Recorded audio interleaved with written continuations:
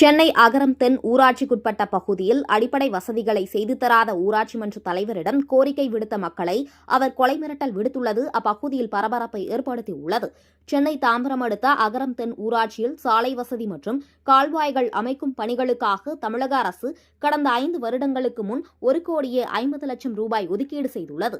இந்த நிலையில் நிதி ஒதுக்கீடு செய்து பல மாதங்களாகியும் அகரம் தென் ஊராட்சி மன்ற தலைவர் ஜெகன் எந்தவித நடவடிக்கையும் எடுக்காமல் மெத்தனமாக செயல்பட்டு வந்ததால் அப்பகுதி மக்கள் கடும் அதிருப்தியில் இருந்து வந்துள்ளனர். இந்நிலையில் நேற்று ஊராட்சி மன்ற தலைவர் ஜெகனை மடக்கி அப்பகுதி கவுன்சிலர் மற்றும் பொதுமக்கள் சாலை மற்றும் கால்வாய்களை அமைத்து தர கோரி கோரிக்கை விடுத்துள்ளனர். ஆனால் அதற்கு ஜெகன் அவர்களை தகாத வார்த்தைகளால் பேசியதோடு கொலை மிரட்டலும் விடுத்துள்ளார். தற்போது அதன் வீடியோ காட்சிகள் இணையதளத்தில் வெளியாகி பெரும் பரபரப்பை ஏற்படுத்தியுள்ளது.